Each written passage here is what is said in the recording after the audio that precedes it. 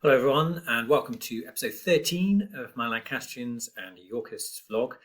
This time we are looking at the tensions in the Yorkist camp, particularly caused by George, Duke of Clarence. You'll remember last time we looked at a little bit, kind of an overview really, I guess, of Edward IV's time and power, and particularly highlighting how in the middle of his reign, between in the late 1460s, early 1470s, there was that problem that he had with Warwick and George Duke of Clarence rebelling against him, and the re-adoption of Henry VI, which was finally resolved really by George Duke of Clarence flipping sides back to his brother and fighting on his behalf. We've already then highlighted several of the causes of tension in the 1460s and 1470s, even though that period was more stable. And these reassert themselves in the late 1470s. They are, number one, the Nevilles. Richard Neville, Duke of Warwick, had of course died in the Battle of Barnet, but his two daughters live on. Isabel, who was married to George Duke of Clarence. Remember, that had been a controversial thing that kind of triggered, George Duke of Clarence's frustration, crossing over into rebellion against his brother. I think Warwick was probably already at the point of rebellion before that. And then we'll talk a little bit today about his second daughter, Anne, who had been married to Henry VI and Margaret of Anjou's son, Edward, in a short and probably not all that happy alliance. So the Nevilles, number one. Clarence, number two. He'd already rebelled once. He'd got married illegally. Then he'd rebelled. He's kind of back in the box a little bit in the 1470s until he isn't. Number three, the Woodvilles, the secret and controversial marriage between Elizabeth Woodville and Edward IV had caused all sorts of upset, but then also the number of Woodvilles and their increasing prominence in the kingdom was causing an issue of a greater or lesser extent to, and unfairly or unfairly as well, to the other nobility. That is a genuine source of tension, I think, even if historians and contemporaries disagreed about how fair it was to feel that way about the Woodvilles and how much of a kind of menace they were. So that's three families really: Nevilles, Clarence, Woodvilles, and then fourthly I'd throw in France as well. France had been plotting in the background to cause trouble for England, particularly for Edward IV.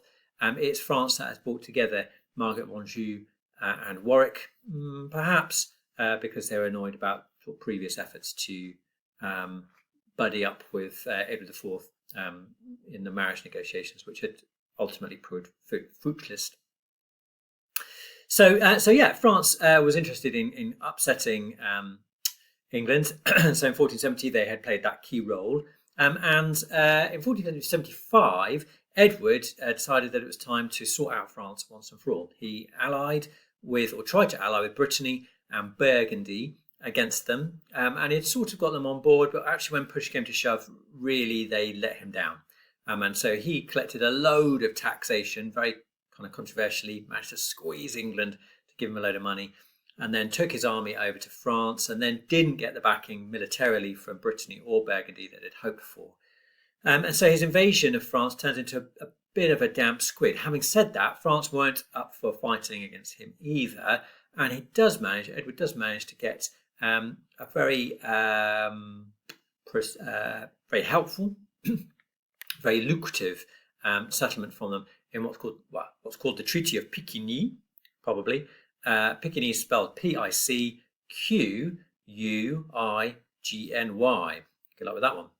From that, he gets £10,000 a year, Edward, for the rest of his reign. Although I think at some point actually that stops. But it basically it bankrolls the rest of his reign.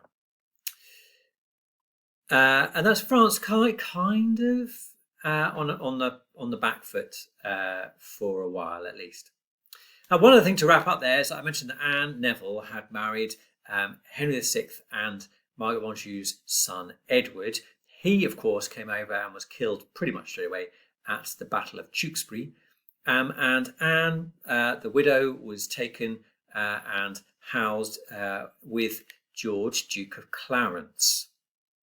Now, this became controversial in 1472 because Richard of Gloucester, the other brother of Edward IV, decided that he wanted to marry Anne Neville, and he was given permission to do that, and managed, even though George Duke of Clarence was trying to hide Anne away, there seems to be some sort of kind of wrestling match between them, George and Richard. Certainly some bad blood, some falling out around this issue. As a result of it, George is made the Earl of Warwick, and also Salisbury. He's given the title of Great Chamberlain from Richard, and some lands in compensation.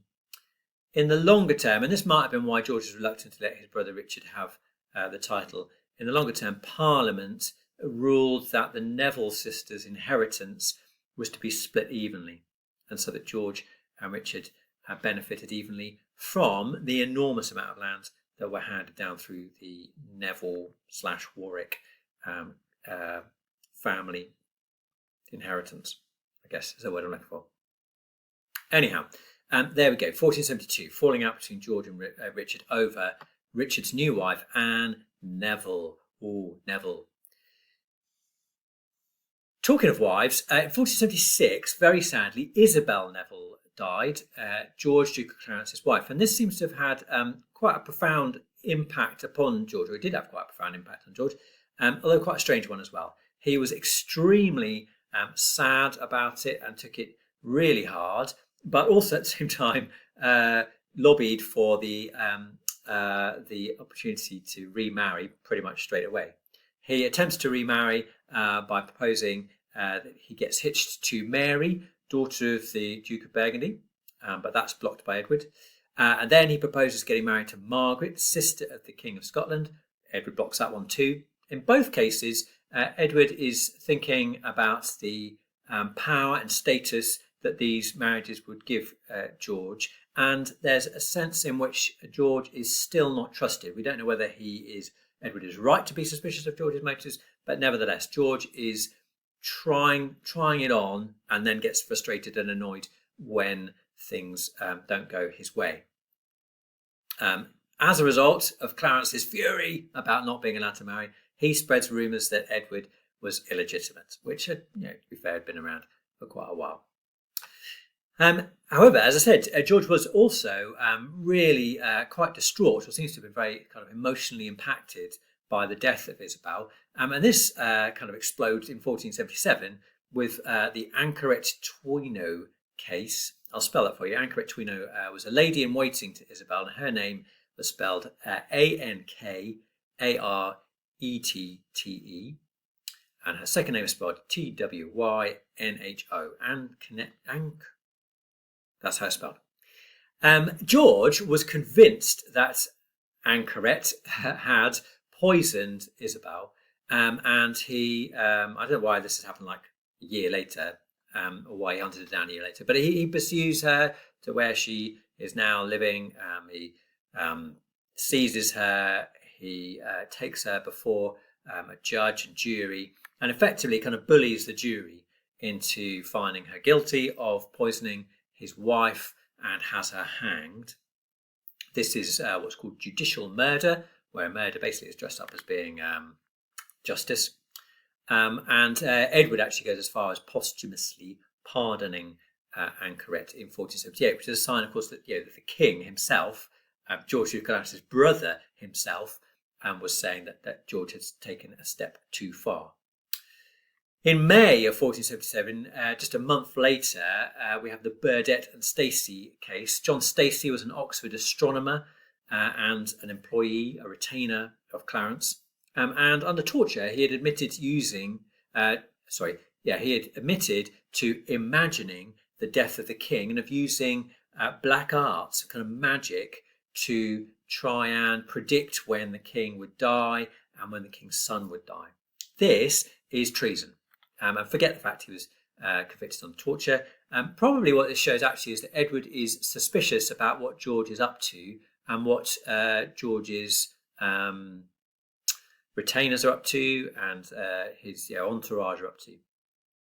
John Stacey also implicated Thomas Burdett, and Thomas Stacey, who was a chaplain at Merton College, Oxford.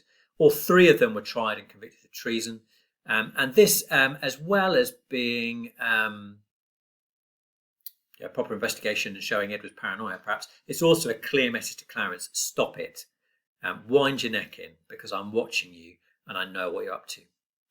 If you're interested, Burdett and Stacey were executed, but Blake was saved by an appeal from the Bishop of Norwich. This is why it gets called the Burdett and Stacey case rather than the Burdett, Stacey and Blake case. Nevertheless, in the final act, Clarence got a chap called John Goddard to burst into Parliament and protest the innocence of Burdett and Stacey by reading out their protestations of innocence that had been written down. Statements.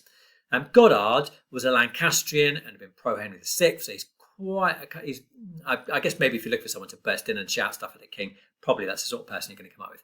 Nevertheless, it looks really bad because this is exactly the sort of person who you'd expect to be rebelling against the king, and that's who George Good Clarence has got to do it for him. Anyway, in direct response to this, Edward summons Clarence to court, charges him with treason, and imprisons him in the Tower. That is in. He then goes to trial in January 1478, and in February he is executed. So just to finish off here, let's have a think about why this happens. This is George Duke of Clarence, the brother of Edward, who is being put on trial and executed. And it's notable that Edward brings the charges himself, despite George rebelled with Warwick, physically rebelled, kicked Edward off the throne back in 1470. And here we are, we've had 7 or 8 years of 7 years of kind of peace and stability. And now, over what seems to me at least, being quite a trivial thing, Edward throws all his toys out the pram. Sentence was actually passed by Buckingham, the Duke of Buckingham, and there was a delay in the execution as well. When Clarence was killed, it was done in secret, and like popular myth, I guess, popular speculation, is it was done by being drowned in a vat of wine instead of being beheaded, which was usual. I mean, I guess being drowned in a vat of wine is better, is it? I don't know. There are no official records of that, but it is a popular and kind of widely accepted story. Why did this happen at this point then? Well, some contemporaries think that Elizabeth Woodville was involved. She saw Clarence as a threat to her son. He seems to be manoeuvring, perhaps for a pitch at the throne. He's certainly, he seems to be getting John Stacey to predict when her son will die and therefore be unable to take the throne. Elizabeth Woodville was very unpopular at the time, though, so treat that with caution, I would say. Gloucester benefits from it, Richard Gloucester, but he's also an unpopular figure later on, so perhaps treat any speculation of that with caution. And then I think probably it's most likely that Edward had just reached the end of his tether with him. He had been a pain throughout Edward's reign, and recent events were showed, they weren't quite threatening, but they showed that he was moving towards that. And so I think probably you can blame Clarence's increasingly erratic and irrational behaviour for his own downfall, and that Edward's patience, which had probably been thin all along, was just worn away, perhaps because other people were chipping in too. Anyway, next time we will go on to think about what tensions remain after the death of George Duke of Clarence and why it is that when Edward dies, Richard decides to step in and ends up seizing the throne himself. See you then.